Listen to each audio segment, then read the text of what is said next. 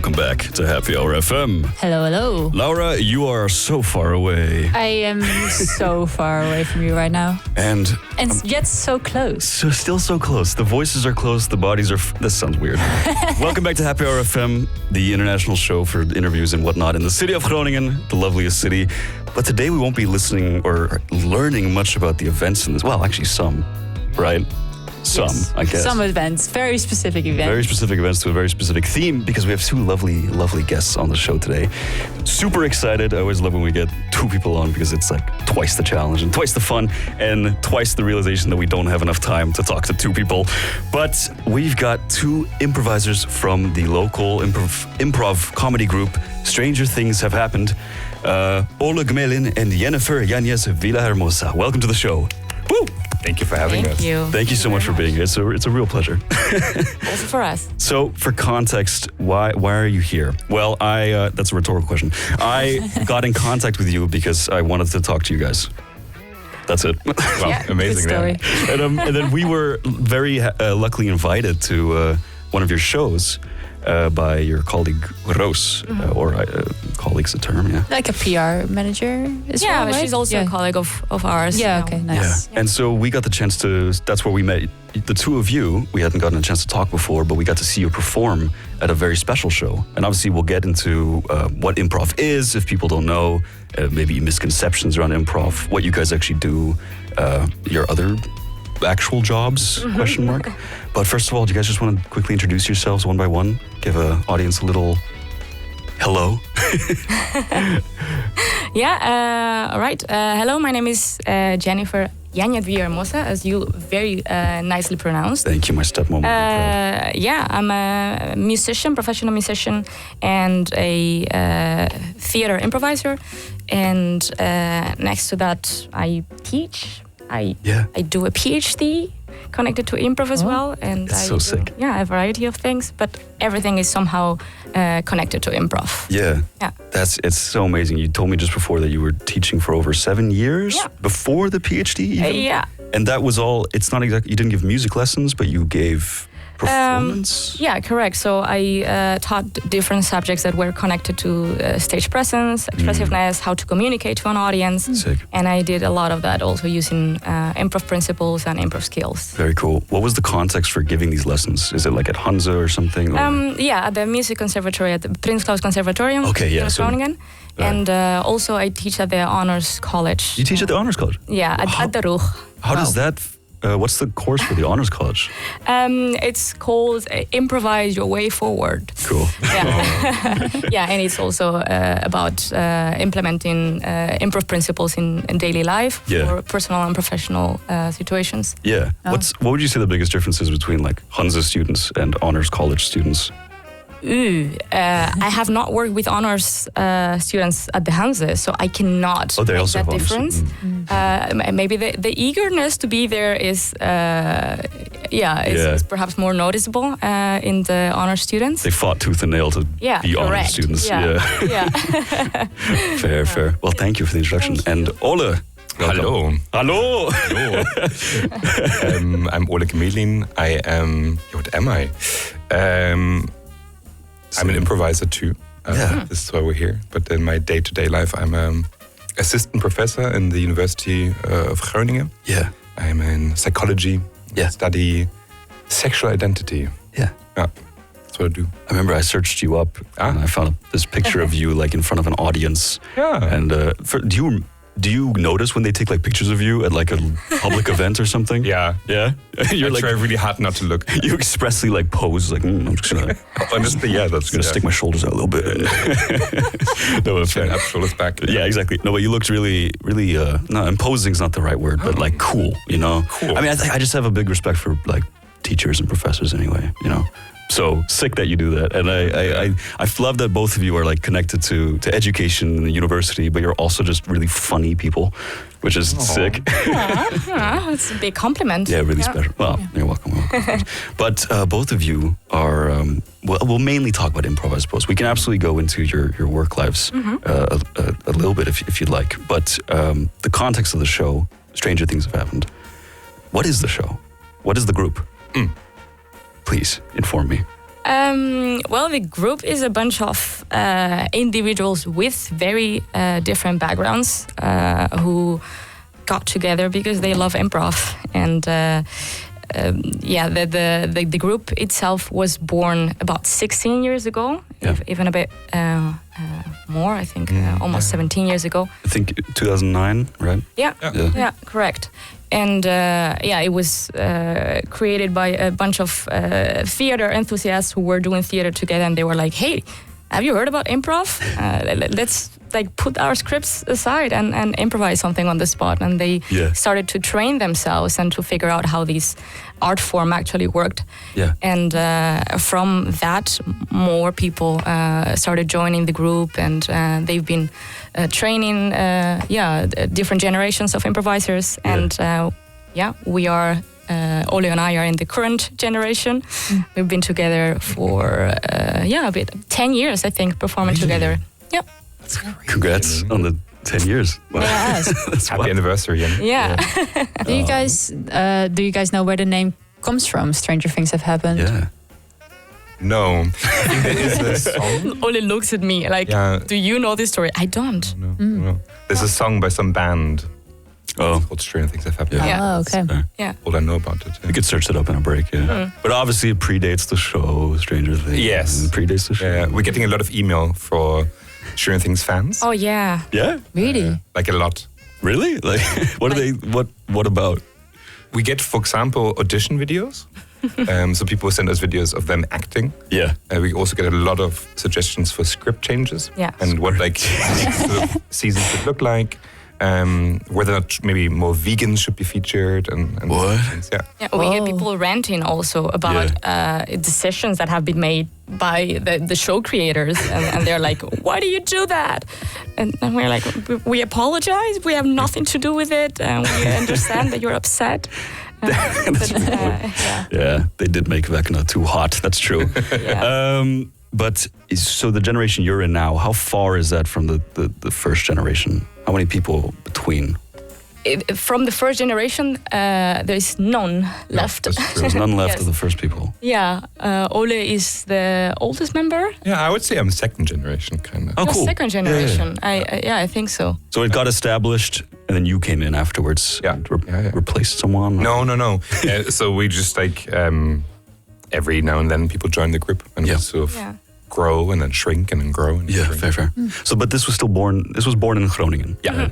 And it's often connected with USFA, I feel, because it's been giving you guys still give workshops there. It's been our home base in terms of performances. So we've been performing there, I think, almost ever since the group started. Yeah. And then two group members at the time who were also founding members of Stranger Things Have Happened started teaching courses. So they were not strictly linked to Stranger Things Have Happened, but they were somehow connected because two of our members were teaching them.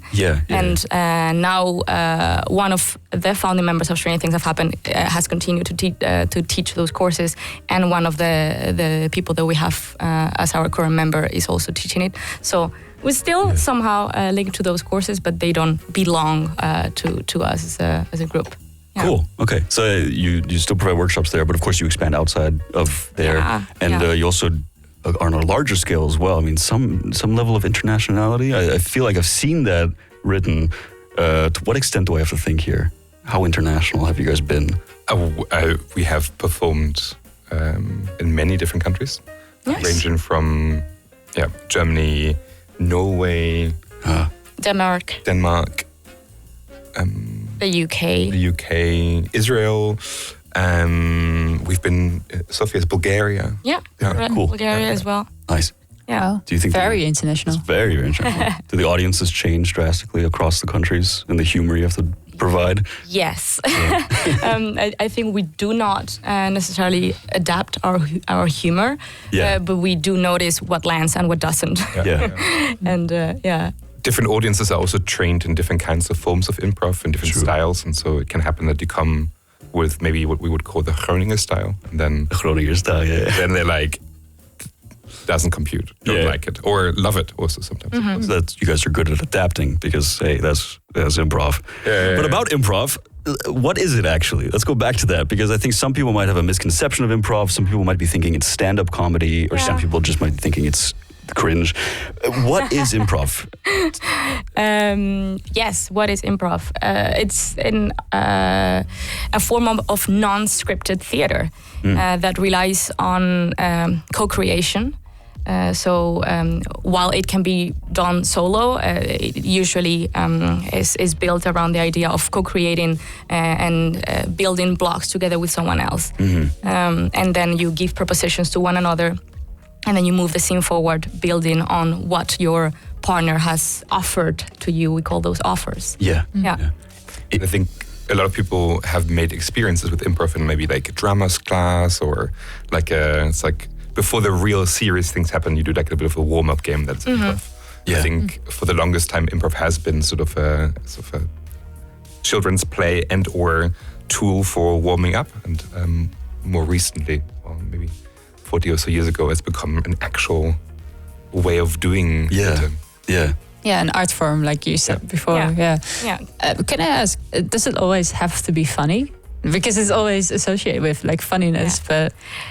No, we do improv comedy, so we focus on the part of improv that tries to create comedy, but a lot of it, a lot of the comedy also arises from not trying to be funny.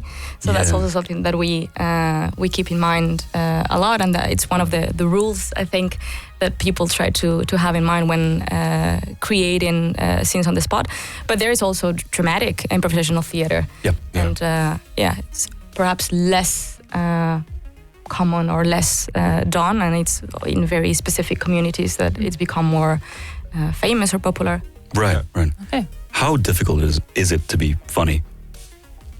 If you try to be funny, I think it's very difficult to try to be funny, because a lot of the joy, I think, in improv comes from exploring with each other and with the audience the implications of something that you just did. So you have a few starting lines.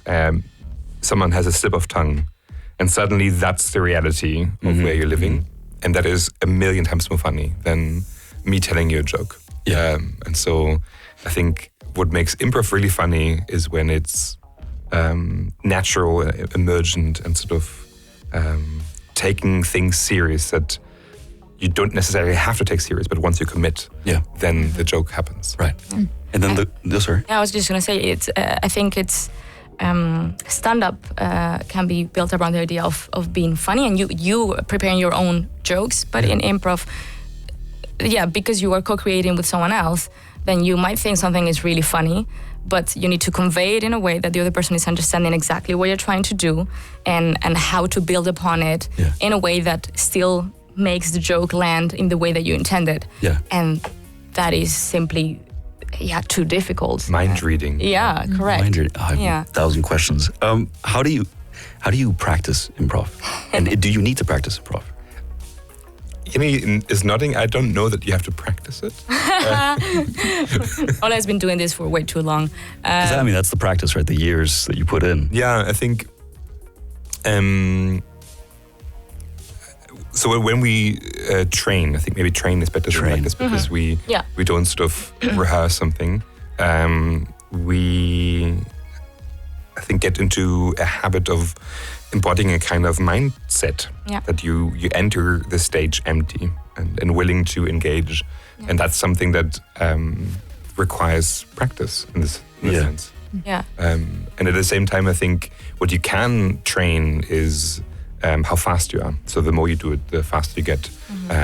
You can also train stage presence and voice and drama. Right. These are things I think that you can really benefit from training. But the best way of learning improv, I think, is by just doing it in front of people. Yeah, fair. How do you train with a group? What do you have to do?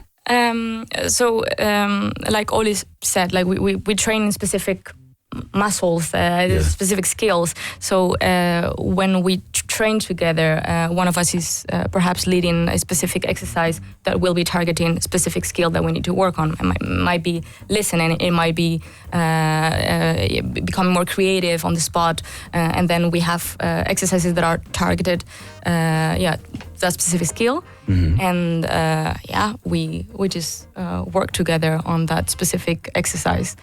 And exercise are often called games. And improv. It's a lot about releasing that creativity. It's about allowing yourself. I think that's why it connects to the mindset aspect that you mentioned before. It's something that you train, but I think it has to do a lot with building a space where you are allowing yourself to just come up with new things and release your creativity. And be non-judgmental. See, I like to listen to some improv podcasts, and from that I've learned about the concept of like these improv warm-ups. And I feel like there's a whole like status to some of them because they have these like distinct titles. I don't know if maybe this is just American, I don't know. But they have these distinct titles, and it's like, oh, we're gonna do this game or whatever, right? Do you guys have a favorite warm-up that you like always come back to? My favorite warm-up is something called 3 lines. It's the most basic thing you can do, which is 2 people face each other. Partner A starts, they say 1 line. Partner B responds with their line. And partner A says the 3rd line, the 3 lines. And we do different kinds of variations, but ideally you should sort of establish who you are to each other, what the scene is about, and maybe also where you are. And then we do different iterations of this where we play something extremely mundane in an extremely dramatic way. Or we are animals, or you do something at energy levels. Like, it's a very variable exercise, but it's just, that's just what improv is. 2 people talking to each other. Making meaning together and building step by step. Nice. Well, maybe after a song break, we should try it.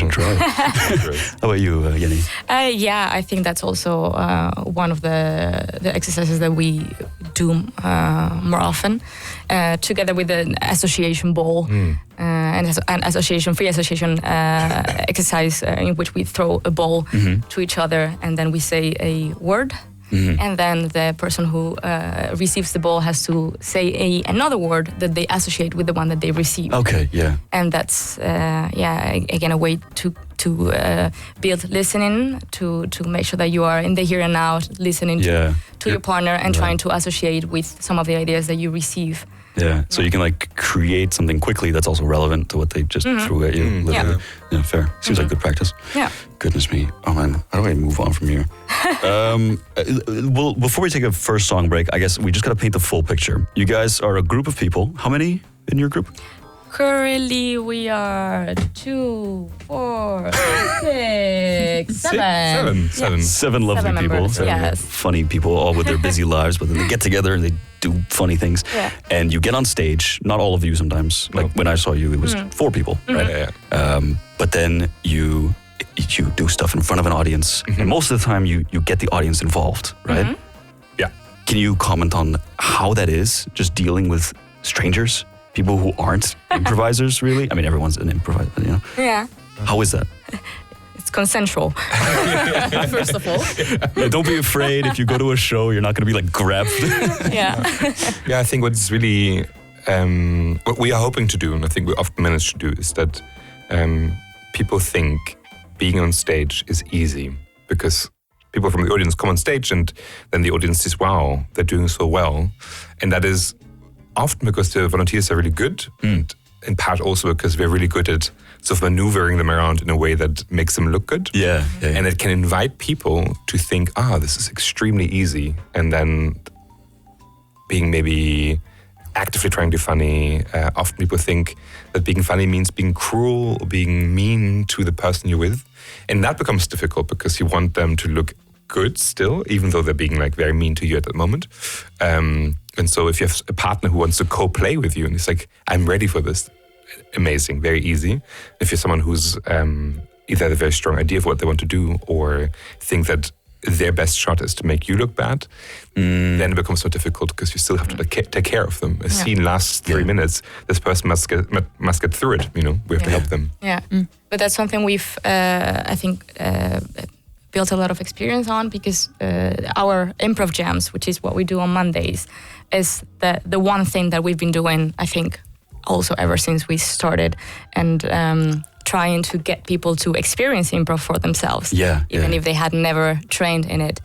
And what became very important for us is to, regardless of whether you're here to play or to make fun of us or to, we're gonna make you look amazing, and you're gonna want to come back. You and your friends. You just feel good afterwards. Exactly. So I think that's something that we take very seriously, and we really try to make of all of our shows that whenever someone decides to very bravely volunteer and be with us on stage, that they go home thinking like, whoa, I'm amazing. That was so funny. Yeah, exactly. I want to do this again. Oh my God. But I feel like that really sets you guys apart from just, I don't know, it's whatever, because it's very professional of you to like handle people like that, to make sure you guide them and make them look good. That seems very hard.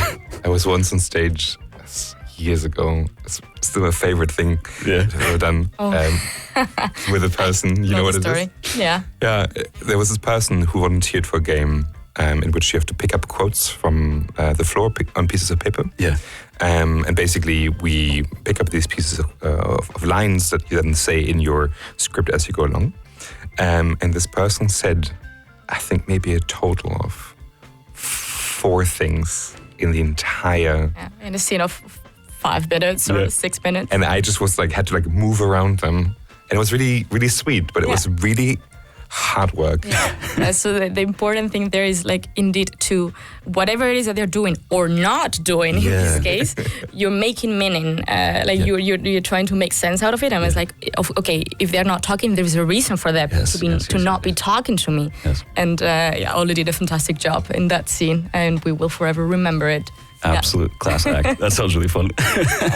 Well, we'll take a little song break, and the specific song, because if someone were to go see your show, you guys would come out to a theme. Can you tell me a little bit about improv themes, and then tell me about the theme you guys have? Because I love it. To be fair, I think a lot of improv groups have songs that they dance to. We do not dance to our opening songs, but we slowly walk onto stage. In a cool manner, or what we think is a cool manner. And we, for a long time, we were using the BoJack Horseman theme.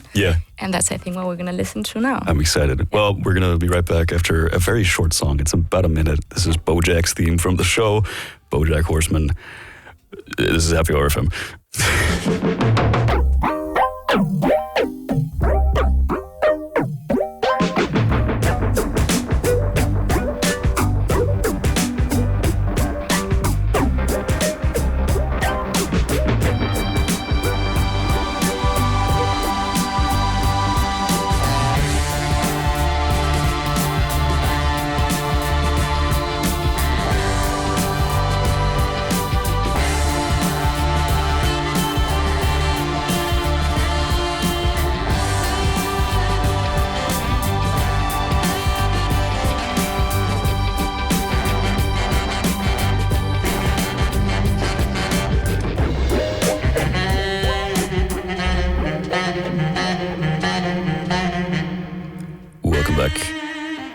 Me interrupting the saxophone on Happy Hour FM. That was the sexiest theme I've ever heard. I love that. I totally forgot that you guys that was the BoJack Horseman theme. I think I was too locked in, but it's lovely. I can understand why you'd pick it, because you feel suave and cool, and then people are ready to clap.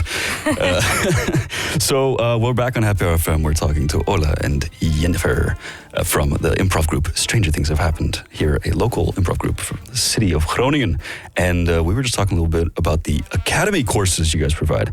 I think we'll get back to improv formats, audience interactions and stuff, but I'm really curious, because not only can people like see you guys play and have fun, just like have a drink with some friends, whatever, maybe interact with you guys as well, but they can also learn how to do the art form as well. Can you just tell me whatever? Yeah, this Yáñez Academy, so Yáñez Academy. No, it was my initiative, because I am very passionate about teaching, and particularly about teaching improv. So together with a couple of our members, I think almost 2 years ago, we decided to somehow start teaching our own courses and open our own academy. And there were already some improv courses already going on in Groningen, but we wanted to set ourselves apart by doing something that was more targeting specific skills that are very useful for advanced improvisers.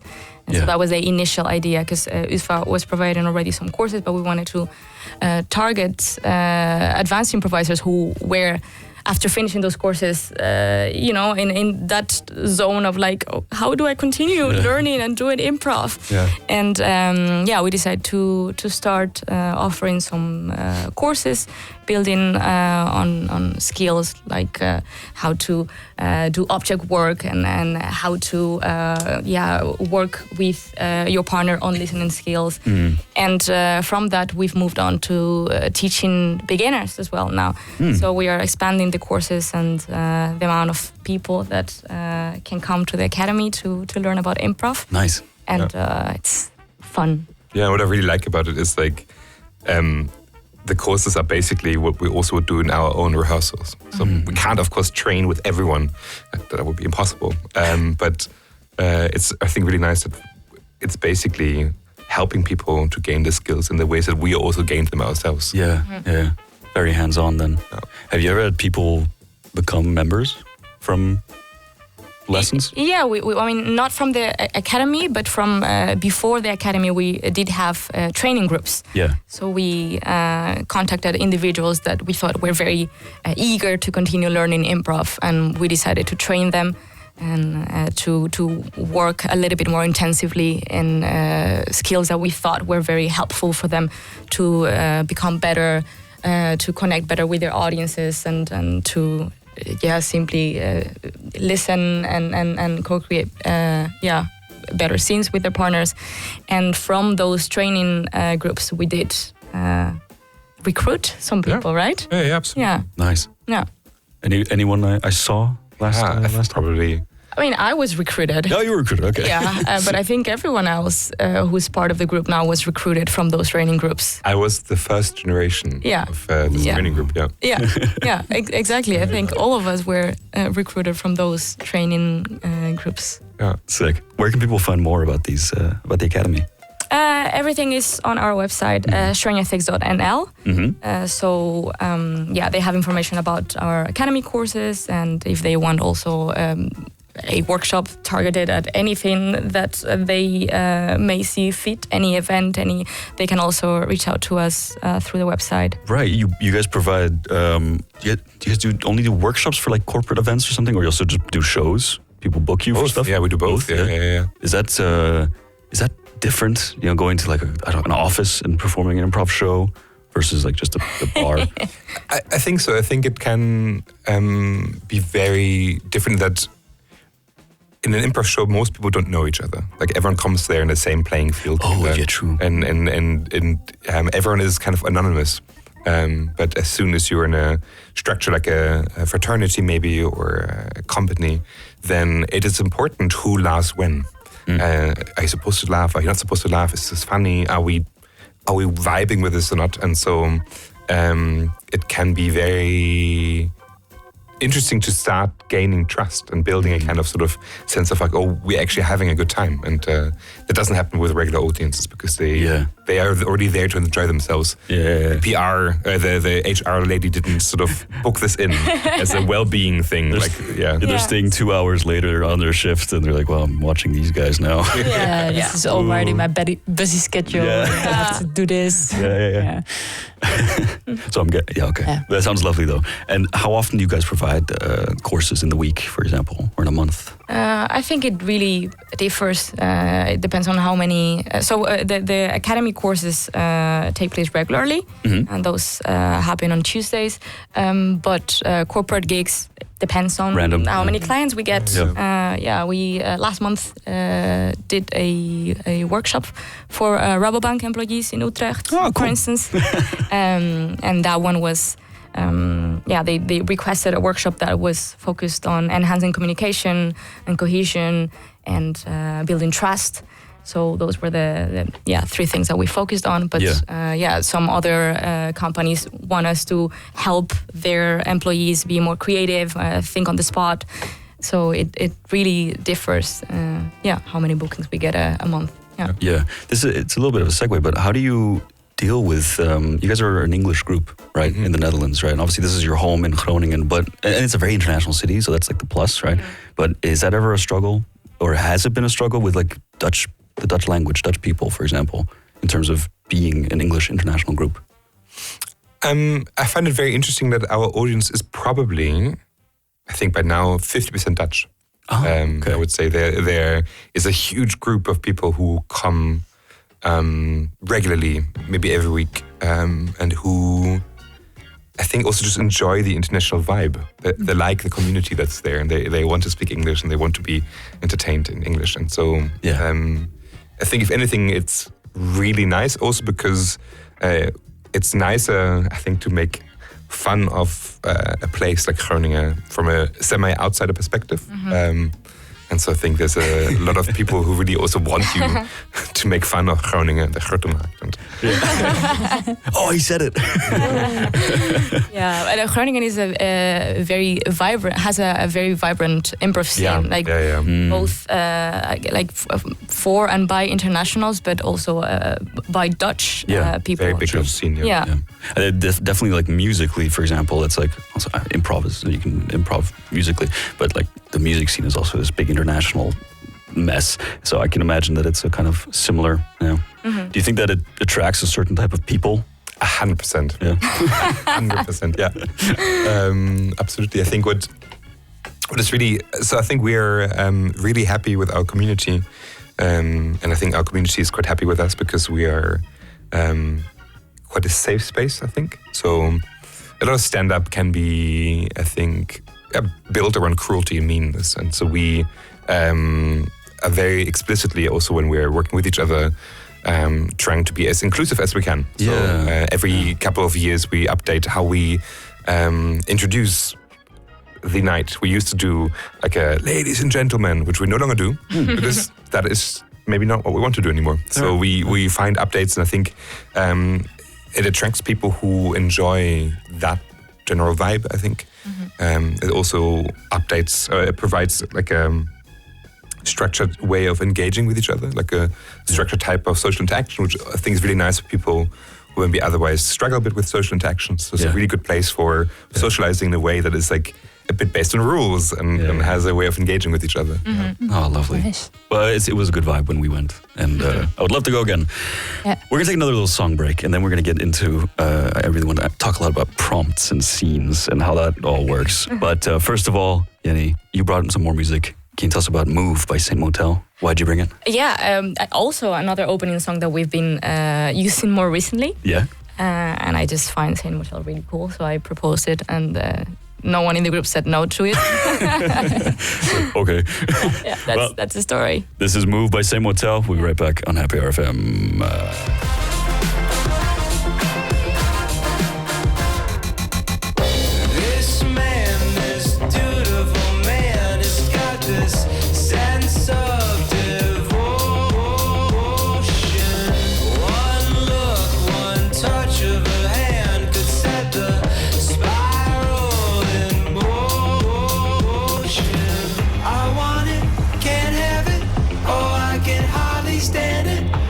What's a man to do? Gotta get up, I gotta get up, move. Gotta get up, I gotta get up, move. Gotta get up, I gotta get up, move. Na na na na na na na na na. Gotta get up, I gotta get up, move. Gotta get up, I gotta get up, move. Gotta get up, I gotta get up, move. Na na na na na na na na. This girl, this beautiful girl with eyes the size of the ocean.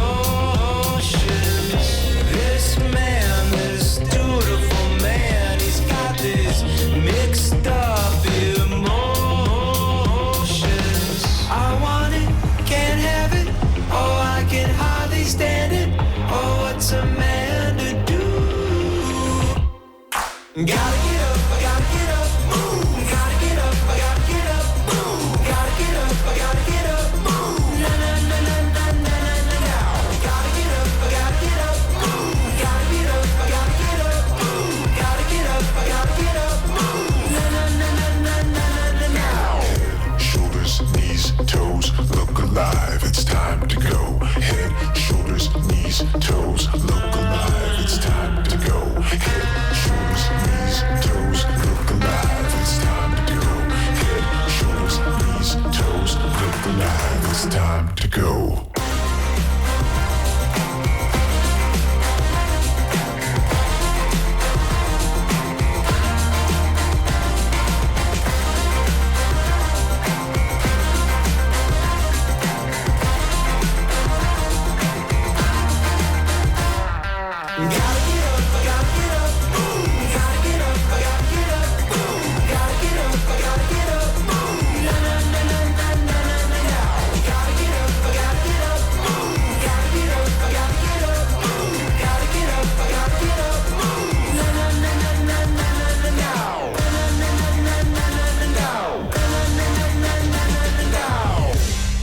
Welcome back to Happy Hour FM. We're here with Ola and Jenny from Stranger Things Have Happened, the coolest improv group in Groningen. Yeah. But there are more. Hey, they're not on the show, are they? Huh? That is cool, but we're not the coolest. Yeah, you wanted to list off quickly some improv groups that you wanted to shout out, give a... Yeah, I just think, we've been doing this for a long time. There are other groups that have also been doing it for a long time, and others that have started up a little bit more recently. And I think they're doing great things. Room for Improvement, for instance. Off Topic, Trip Fantastic, who also features Thomas Mook, who teaches at the USFA courses, and also from the Dutch groups, Old Team. Yeah, big shout out to the team. Yeah, we started collaborating more with Old Team last year. We did an improv community night, and we invited them, and this somehow built bridges between the Dutch community and the international community, and that was really cool. And we're very happy to have done that. Yeah. Sweet. So do you often work together with these other groups, or just occasionally? Occasionally, yeah. Every now and again, we have a member from our group that performs with one of the other groups, or we invite someone from a different group to come join us for a performance. And I think in the past 2 years, we've tried to do this more often. We also have... not this year, but last 2 years, we did something called a cage match, where different improv groups come together, send individual players, and then you build these teams that compete against each other. Funny, yeah. Improv as an audience sport. It is so funny when he hit you with that ladder. That was so sick. Cage match Totally was great. improvised. Totally improvised. Yeah. We got some listener questions. Yes, indeed. One of our loyal listeners was wondering whether you guys still have stage fright when going on stage and performing, or I mean, you're both quite experienced already, so maybe it's lessened. I don't know. Unfortunately not. Unfortunately not. Yeah, I mean, I do every now and then get nervous. Yeah. And I love that feeling. I love this moment of the pre-show jitters where you feel, it feels really alive, kind of. But I think especially that because we're playing at the USFA and we're playing at Martinez Brewery for our Monday shows, so often it also feels like doing yoga, kind of. You just go in position and your body knows what to do. And there's no worry that something's going to fail because nothing can fail. That's great. Yeah. I think for me, it really depends on the particular show and where I'm performing. I think for when we perform internationally, there's a little bit of extra nervousness. I was nervous before I started the show. Yeah.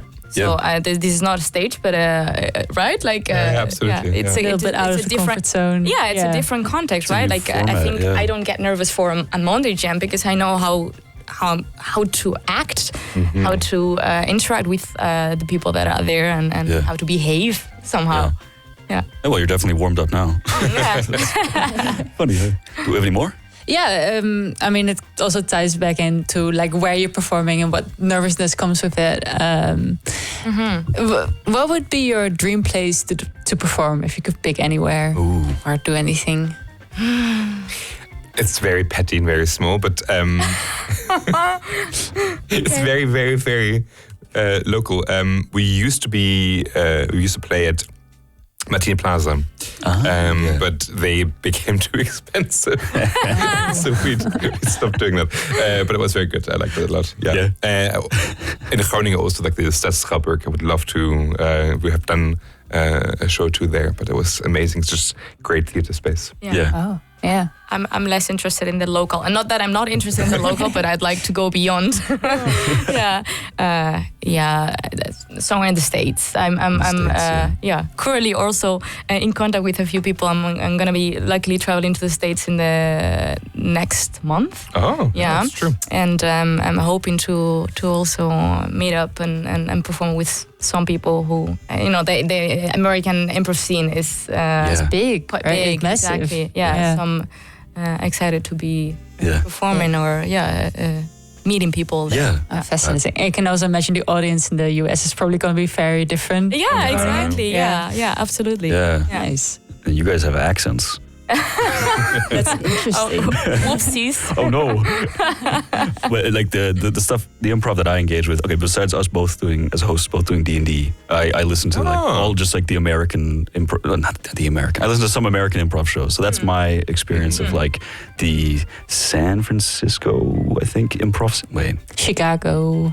Oh yeah, they're all originally Chicago improvisers. But one of them is whatever. The Chicago improv scene is the main one I know a little bit. City. Second City, absolutely. Yeah. Do you know World News? Ever heard of that? I don't. Oh, okay. I think the concept is basically like they take real news events, which is often really bad, and then the audience votes on them or picks them or something, and then they're forced to do a scene on that event. And sometimes it's like man kills family, and it's like oh no, we have to improv a funny scene about this. So that's World News. Oh, okay. Anyway, but that's I would love to see you guys in Chicago. Yeah. Playing. The to-do list, and That would be sick. Yeah. But thanks for shouting out those other groups as well. Do we have any more questions? No, that was it for now. But feel free to send questions to the show if you want to ask. Yeah, you can always DM us at Happy Hour FM or send us a WhatsApp at 050-5715-815. That is from the Dome. So we'll read that. I don't think anybody heard. 050-571. No, I'm going to read it. 050-5715-815. Send us a WhatsApp and we will not respond. I want to talk about scenes in general. Oh, yeah. Because so my experience listening to improv is that, well, it's either long form, which you guys did. You guys did a 40-minute scene the first one I got to see with you guys, we saw, was a 40-minute scene, which I think is unusual for you. We do some longer things. We have improvised musicals in the past, for example, which go on longer. But we mostly do something called mid-form or short-form. Mid-form, okay. Mostly short-form, which is like, say, 2 to 5 minutes. And then we also do, and like a lot, mid-form, which is maybe something like 15, 20 minutes or so. Yeah, sick. And I think the typical thing that people might imagine with improv is like, okay, I'd like to take a suggestion from the audience, and then people shout like zoo or like doctor or whatever, and then you pretend you just pick the one you like, and then. I mean, we try to pick the one that's or that's the loudest or the quickest, but sometimes those are not great. Yeah. So then when we've gotten a dildo too often, then one has to move on to something else. You can't keep doing the dildo scene. Yeah, exactly. It's overplayed. Yeah. Yeah. Do you have any other like overheard prompts that are like really famous ones? Pool. Swimming pool. Like there's only so much you can do. Like sauna. Loved. Yeah. Doctor patient also. Doctor patient favorite. Yeah. Parent teacher student. What's there's one that has become very popular very recently. Enemies to lovers. Lovers. Thank you, book talk. Yeah. This was not a thing a couple years ago, and enemies to lovers has been brought up. And friends with benefits is also becoming more. And like ex-wives. Yeah. Is there? Do you ever just like? Are you just hoping for a prompt that you really want to hear that you've never heard? You just don't care. I mean, it's obviously you're trying to improvise, right? I love being surprised, but I don't know what I'd like to be surprised with. My favorite suggestion I've ever seen in one of our shows was for a relationship between two people. Yeah. And the relationship was, sorry, I've just two snakes. It was so good. It was the best thing. Also because the scene was so good, but just like the idea. Yeah. I mean, I love that. I think about this very often, actually. It's my Roman Empire. That's right up my alley. I love Is it like the more random, the better? Or I think it's when people don't try to be funny with the hard to suggestion define, right? that actually works much better. Sometimes there's so much connotation to the thing that they're already offering to us as a suggestion that is like, ugh, you've already made the joke by offering that suggestion. So two snakes. this Opens up so much. Yeah. Nice. Real good. I really like Two Snakes. It's really good. I wish I was there. So you do 2 minutes, 2 to 5 minutes, you said? Yeah, on average, yeah. On average, cool. And then are these also the ones where you usually involve people as well? Yeah. For these ones? So on Monday shows, we basically, every game except for 3 or 2 is for only us. And then we ask people to raise their hand if they want. And if they don't want to, then they don't have the way to around. message. Every game except 2 or right. 3 is for the audience involved. That is true. Audience Yes, sorry. Yeah. participation. 2 are for us. Yeah. And the rest, the other 10 are for the audience. Yeah. How do you handle a scene that isn't going very well? Or do they all go well? No. But also you don't want that, I think. Yeah. Like you want the stakes to be real. Yeah. Because if everything goes well, then what's the point in being excited about something going well? Like if you want something to be kind of dragging a bit or like awkward, because then when it doesn't happen, then you're like, my God, this is amazing. You don't want things to be terrible. Yeah. You need lows to go high. Yeah. I think it's also really, I particularly enjoy when I see the improviser fix something that was not going well and I see them make a choice that suddenly puts everything into place, and it's like, yes, it's so rewarding. And also for the audience, sometimes might be that in the scene and nothing has been established and you get 2 people talking, but there is no definition of where they are, who is talking to each other, and then eventually one of those 2 improvisers will establish something and make that or clarify that. And it's so incredibly rewarding. Yeah. So I do like seeing the improviser somehow build things, especially when they were not built yet. Yeah. I think what we sometimes do quite explicitly is that, like, in a scene, you realize, I don't know what's happening here. So then you just consciously say, what is this really about? And then like, okay, then you have a starting ramp. Yeah. And we also say 2 people play a scene, and there's always someone on the back bench, and then you can just walk on and do like a walk-in, as we call it. Yeah. Say, you maybe heighten the stakes, or you provide some color to the scene, or you clarify something, and then walk off again. And so you leave a gift. Yeah, and then you leave again. You're welcome. Correct. Yeah.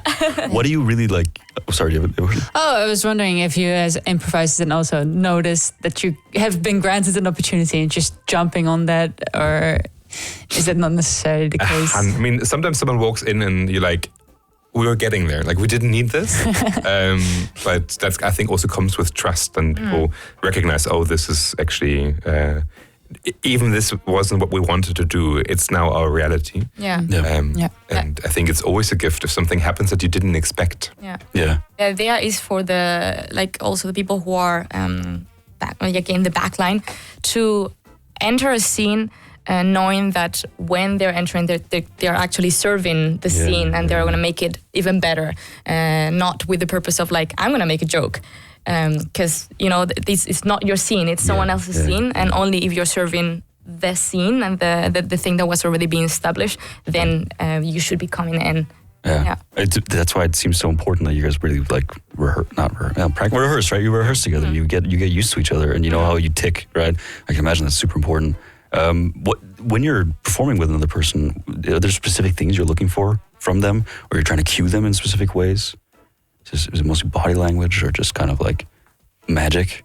I don't think there is magic. I think the magic is often built when you have worked with someone for so long, and then you're so in sync that you cannot even foresee that you were going to say the exact same thing at the same exact moment. But I think a lot of the things that you look for in the other person is that they are willing to listen and to accept whatever offer you have, and that they are willing to build on that offer.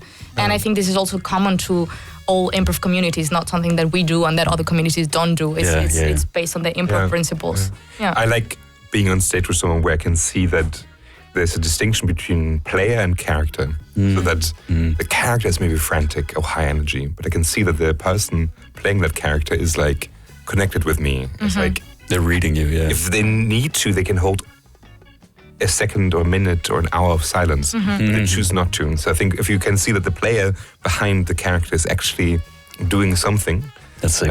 then you're like, oh my God, yeah, we can totally do this. Yeah. Because we're both thinking about what does the scene need, what does the audience need, what does the other need, not what do I need. Yeah. That's really impressive. Jeez.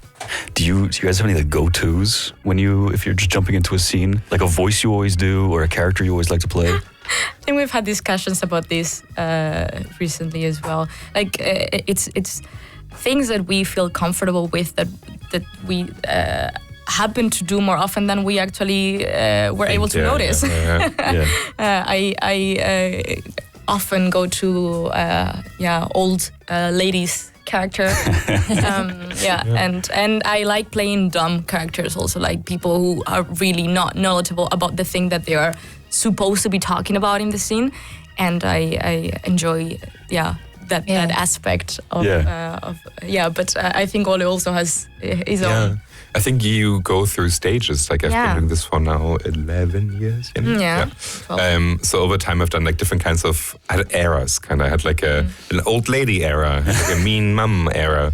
Now I'm sort of I used to be in like a goblin, the troll, Igor's helper kind of era, and now I think in a I think right now a lot like small characters, like people. Like gewone, smaller, like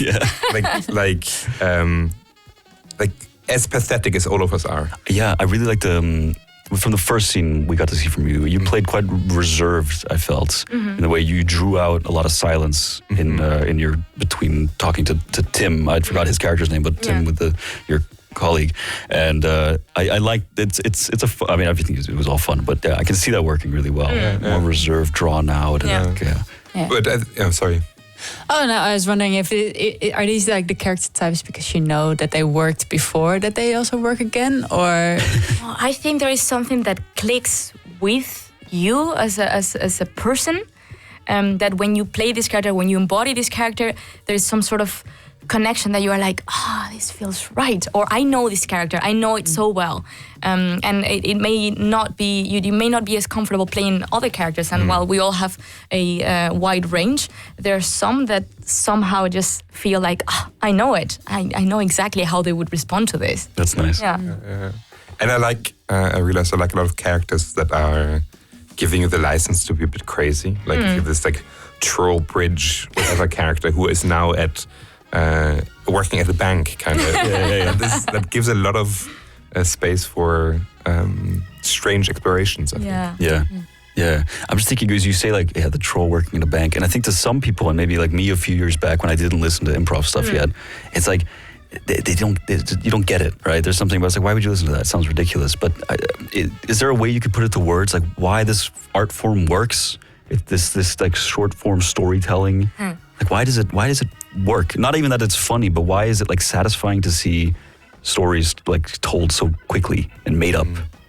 I think seeing spontaneity, in like life, it's already like watching magic sometimes, and I find that very exhilarating. As an audience member, and as an actress, even more. Yeah. And for me, I think if you have a script, then the meaning comes from the script. Like there's a plot and so on. We don't have a script, so what we rely on, I think, are a lot of sort of cultural and social experiences, expectations, and so the meaning comes from things that we all share. I think improv works best when you see yourself reflected in something. You're like, oh, that could be me. Or I can imagine it's like you reflect like common story tropes people know, or story structures or whatever, and then you twist it or you make it new. Exactly. I think we often believe that in our group that comedy comes from surprise, so that your expectations are thwarted to some kind of degree. Then you're actually laughing about yourself rather than what's happening on stage. Goodness. Well, comedy comes from surprise. That's maybe a nice one. Comedy comes from surprise. It's a nice one. There's a quote that like GLaDOS says in Portal 2. That's like comedy is tragedy plus time. Or I mean, that's just a general quote, right? Yeah. Cool. Nice. I'm good at this. Well, it's been an absolute delight. This hour has flown by. Wow, that's crazy. It is. I know. I know. I've been looking at the clock. I was like, oh. You didn't even do a scene, Yáñez. Okay, let's do a scene real quick. Okay, you guys are two snakes. Okay, go. Hi.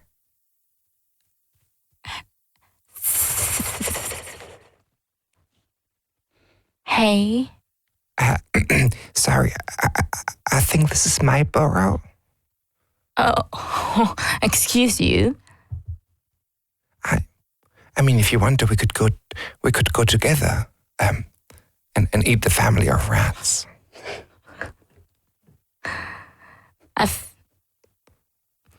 Okay, but I call dibs on the little one. Juicy. Okay, and so maybe afterwards we could sort of, I don't know,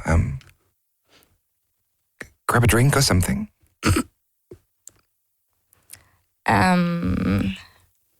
Yeah, but nothing alcoholic until I finish digestion. Cool. And scene. Sorry for making you do that. Thank you. Check out Stranger Things Have Happened tonight at Martinez, Brouwerij Martinez for free. At 8:30. 8:30. Go get your drinks. Go see them. And check them out on Friday at a Christmas show, right? Yeah. Sick. Thank you guys so much. Thank you so much for having us. Absolutely delightful. We should do this again. Have a good evening, everybody. Goodbye. Bye-bye. Het geluid van Groningen. Dit is Oog Radio.